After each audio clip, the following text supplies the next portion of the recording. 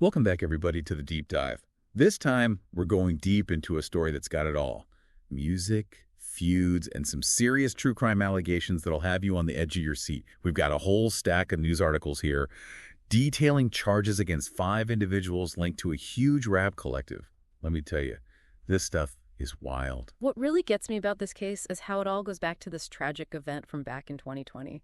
It points to this long-running revenge plot, years in the making, crossing state lines, makes you think about how these feuds can spiral out of control, especially in a world known for its, well, intense rivalries. Right, 2020, that's when it all began. Chicago rapper King Von Real, named Davon Daquan Bennett, was killed outside a hookah lounge in Atlanta. Now, our sources don't give us every little detail about what went down that night, but it's like the key that unlocks this whole story. Yeah, it's like a shadow hanging over everything. And that's where our first key player comes in, rapper Quandon Rondo. Real name? Tuckian Terrell Bowman from Georgia. He was allegedly involved in the 2020 incident somehow. Got it. And then there's OTF, Only the Family. It's a hip-hop collective founded by another Chicago rapper, Lil Durk, who, by the way, was a mentor to King Von. And now OTF is right the center of these allegations, with 5 people allegedly connected to the group facing charges. And those charges, super serious. It's all about an alleged plot to kill Quando Rondo 2 years after King Von's death. Motive. You guessed it, revenge. Okay, so this is where it gets really wild. The indictment claims that OTF used their own credit cards to fly these 5 guys from Chicago to L.A., where Quando Rondo was staying. One of them, Kevon London Grant, even flew in from Miami. Like, we're talking cross-country plot here. Yeah, the details, they point to premeditation. It wasn't some random act. It looks like the authorities have been busy. Financial records, travel logs, maybe even communication records. And once they landed in L.A., Grant allegedly rented a hotel room and 2 cars for the group, a white BMW sedan and a white Infiniti. And then they allegedly used these cars to follow Quando Rondo for a whole day, like they were putting him under surveillance. If this is all true, we're talking about a serious level of planning and commitment. Definitely. And this stakeout, it wasn't just about sending a message or intimidating someone. It allegedly ended with the death of Quando Rondo's cousin, Savaya Robinson. The shooting happened at a gas station on Beverly Boulevard. So Quando Rondo, the intended target, got away unharmed. But his cousin, tragically caught in the crossfire, was shot and killed. It just shows you how violence can have unintended consequences. Even if you think someone deserves retribution, actions like these can have ripple effects that devastate innocent lives and families. It's a brutal reminder that violence rarely stays contained. And in this case, it took the life of someone who wasn't even the target. Makes you think about the ethics of revenge, you know? Yeah, it does. And after the shooting, the alleged perpetrators allegedly met up at a hamburger restaurant. Kind of a weird detail considering what allegedly just went down. And it was at this restaurant that they allegedly talked about payment. And then they flew back to Chicago, again, allegedly using OTF credit cards. You've got this mix of careful planning and then these almost casual actions. On one hand, you've got the coordinated travel, the stakeout, the alleged talk about payment, all very calculated. And then on the other hand, you've got this mundane meetup at a burger joint. Feels out of place in a story like this. Yeah, it's a strange contrast for sure. Makes you wonder what was going through their heads. Did they even grasp how serious their alleged actions were? Or did they see themselves as players in some twisted game? That's a question at the heart of this whole thing, right? What were their motivations? Blind loyalty, a twisted sense of justice, something darker. That's what investigators are trying to figure out. Right, and speaking of investigators, these 5 guys are facing some very serious charges. Conspiracy to commit murder for hire, committing murder for hire resulting in death, and a bunch of firearms charges. Yeah. They could be looking at the death penalty. Yeah, the charges are heavy. Authorities are not messing around here. But before we get into all the legal stuff, let's talk about Lil Durk. He's the founder of OTF, remember, and King Von's mentor. Right. And even though he was questioned by the feds, he's not named as a defendant in this indictment, but the investigation into him and OTF is still going on. Lil Durk's role, or lack thereof, is a big piece of the puzzle. He's a major figure in the music world, and his connection to OTF puts him under the microscope. This investigation could uncover something deeper or shed some light on how OTF operates. And we have to talk about the backdrop to all of this, the Chicago drill rap scene, known for its violent lyrics. And both King Von and Lil Durk were big names in this scene. Right, and to make things even more complicated, there's this lawsuit from the mother of another drill rapper, FBG Duck, who was killed in 2020. She claims Lil Durk, OTF, and King Von were involved in that shooting. So, on top of everything else, Federal prosecutors are now looking into whether OTF is actually a criminal enterprise, which Lil Durk denies, of course.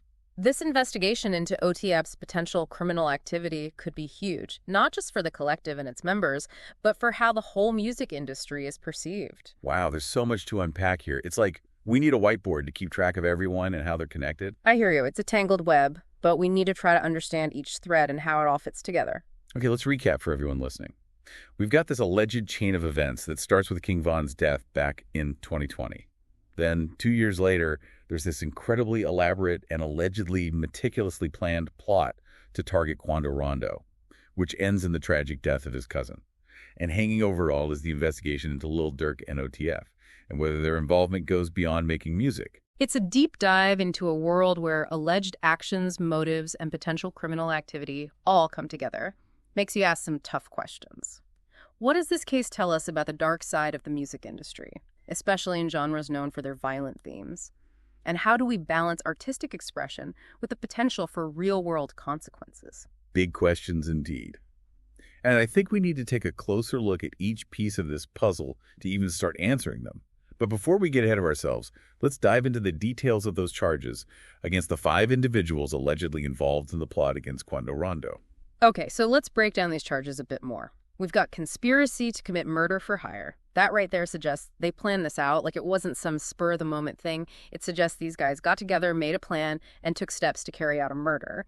And it looks like the motive was some kind of payment or reward. That's chilling. It takes it from a personal beef to something way more calculated and, well, sinister. And on top of that, the alleged plot actually led to someone dying.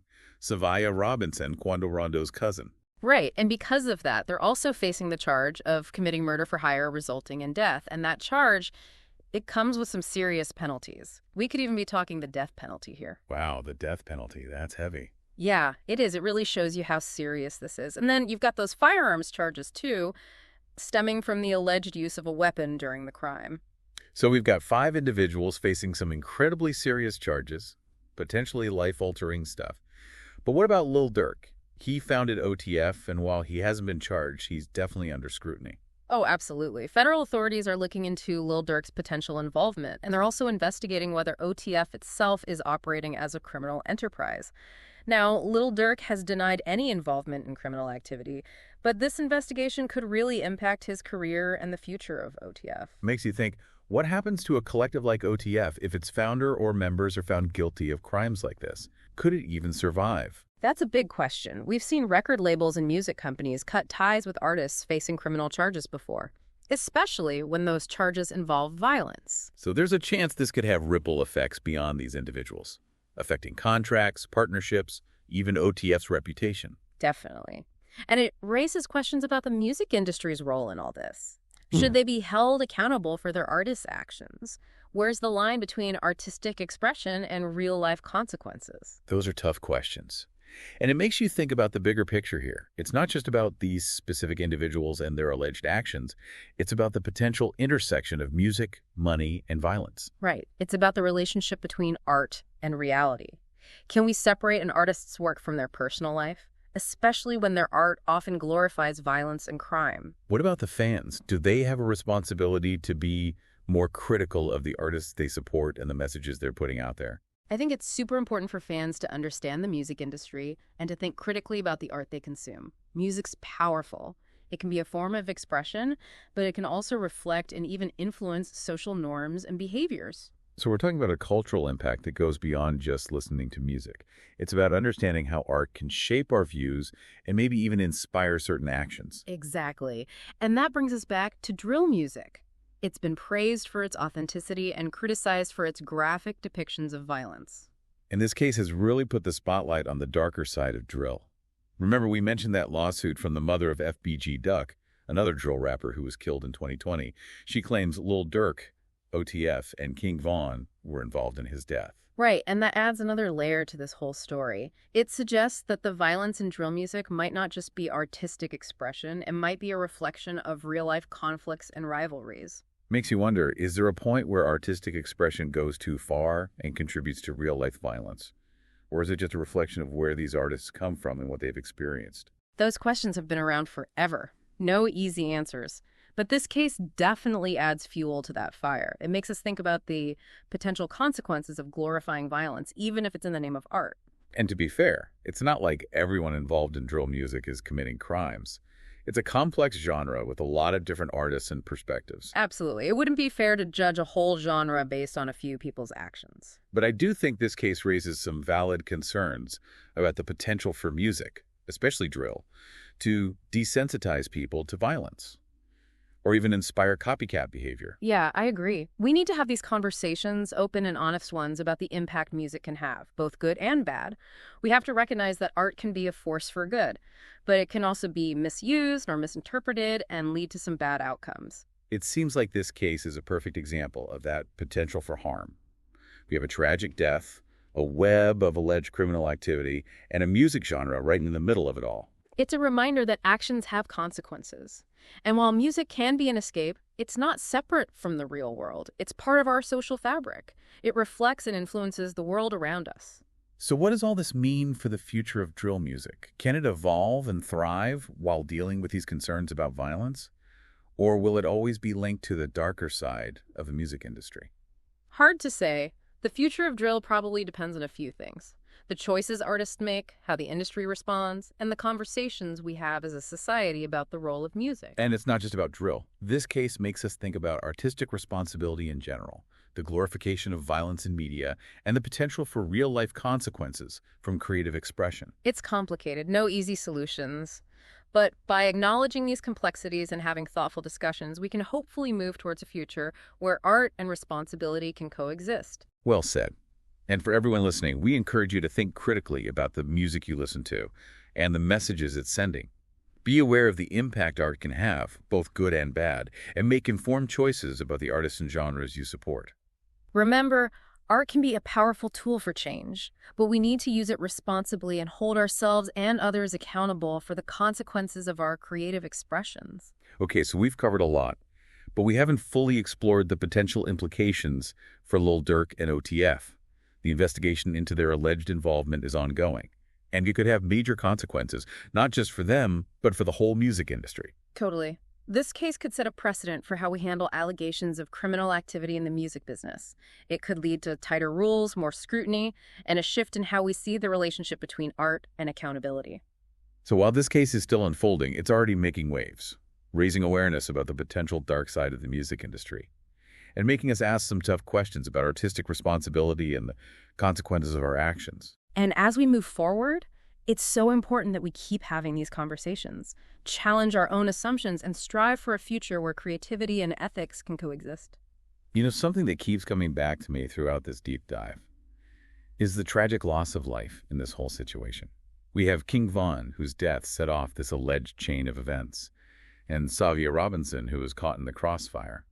It's a stark reminder of the human cost of violence, no matter the reasons behind it. Yeah, absolutely. It's easy to focus on the legal details and how complex this all is, but it's so important to remember that real lives have been affected. Families have been torn apart. There's this ripple effect of grief and trauma that goes way beyond the people directly involved. And it makes you wonder, what could have been done differently? Could this have been prevented? Are there ways to address the root causes of violence and find peaceful solutions within the music industry and beyond? Those are good questions to think about. It's not about condoning or excusing what allegedly happened. It's about understanding the issues that lead to situations like this. Maybe by acknowledging the trauma, the inequalities, and the lack of resources that often fuel violence, we can start to create a more compassionate and just society where these kinds of tragedies are less likely to happen. I agree. It's about empathy, dialogue, and finding solutions that address the root causes of violence instead of just reacting to the consequences. As we wrap up this deep dive, I keep thinking about this idea of responsibility. We've talked about artistic responsibility, the music industry's responsibility, even the responsibility of fans to really think critically about the music they listen to. But where does personal responsibility fit into all of this? That's a great point. At the end of the day, everyone involved in this case, from the alleged perpetrators to the artists and industry execs, made choices that led to these tragic outcomes. We can look at those choices through different lenses: societal pressures, economic disparities, the influence of art. But there's this element of personal accountability that can't be ignored. Yeah, it makes you think about those moments, the crossroads where they could have chosen a different path. A path that didn't lead to violence and loss of life. Absolutely, we can't change what happened. But I do think it's important to reflect on those choices, understand the reasons behind them, and maybe use that knowledge to make better choices in the future. It's like a reminder that we all have the power to make a difference, to choose a path that leads to peace and understanding, instead of just repeating cycles of violence. And those choices aren't always easy, especially when you're dealing with tough situations, strong emotions, or pressure from your peers. But it's in those moments that your values are really tested, and you have a chance to show who you are and what you believe in. This case also makes me think about how important it is to get help when you're dealing with trauma, grief, and those tough emotions. Instead of letting those feelings build up and potentially lead you down a dark path, it's so important to reach out for support, whether it's from family, friends, therapists, or even community resources. You're so right. A lot of times, violence comes from unresolved trauma or not having healthy ways to cope. Dealing with mental health issues is key to breaking those cycles of violence and creating healthier communities. It's a reminder that we don't have to go through these things alone. There's help out there, and asking for help is a sign of strength, not weakness. It's about taking care of yourself and the people around you. And sometimes taking responsibility means having those tough conversations, calling out harmful behavior, standing up for what's right, even when it's hard. So as we wrap up this deep dive, I hope we can all take this idea of responsibility with us in our own lives and in how we interact with the world, whether it's making conscious choices, supporting those who need it, or speaking out against injustice. We all have the power to create a more compassionate and just society. And remember, this deep dive has just scratched the surface. There's a lot more to explore, to learn, and to talk about. Keep researching, keep asking questions, and keep engaging with these important issues. Thanks for joining us on this deep dive. Until next time, stay curious, stay informed, and stay engaged.